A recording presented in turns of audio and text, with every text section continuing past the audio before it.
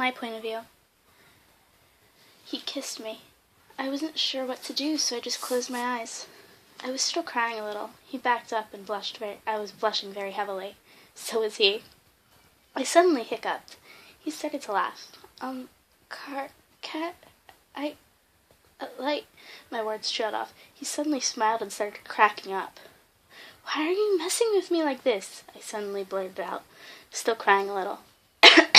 Again, sorry for my coughing. Kiki's point of view. What are you talking about? He yelled back at her. It turned into a screaming match out in the parking lot. I like you, maybe even love you.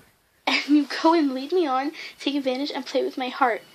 Not to mention, you know I have to She suddenly stopped. You know what? Just forget it. Forget everything. She started running away. My point of view. That was it. I couldn't change what just happened. What I just said. I couldn't stop my eyes from becoming like waterfalls. The tears wouldn't stop now.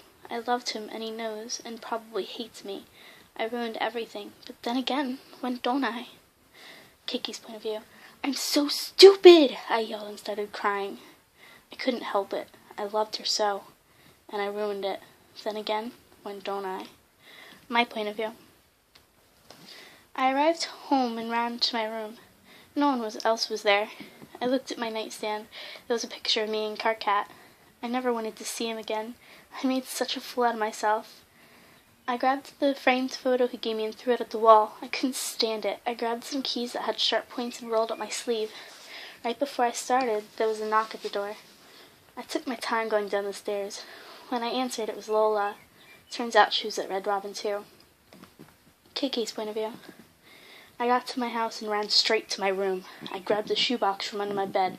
My older brother was home, so I had to leave a note. I wrote, I love you, bro, but I messed up big time. I'll be back soon. Signed, KK. My point of view. Lola went home and let me be as I requested. I just wanted to be alone. I turned on 51st Dates. I loved that movie. It always cheered me up. Right when Harry's about to find out Lucy's secret, there was a knock at the door. I ignored it.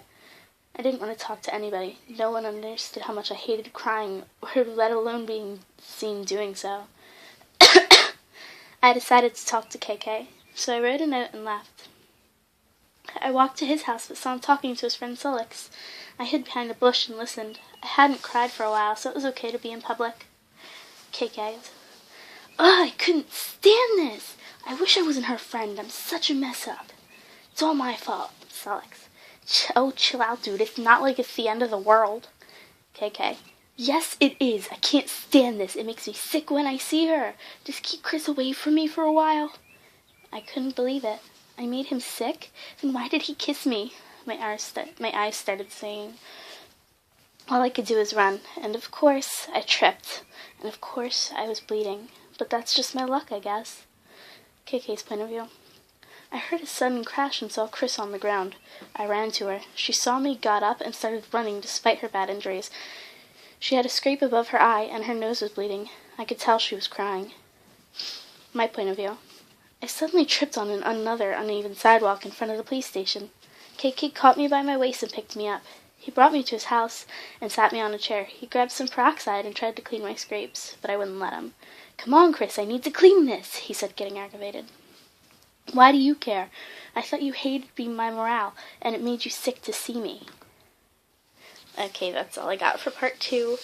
I know I'm being, really bad at writing and junk, and I'm sorry that I keep coughing. Yeah, that's about all. Like, subscribe, and leave a comment below.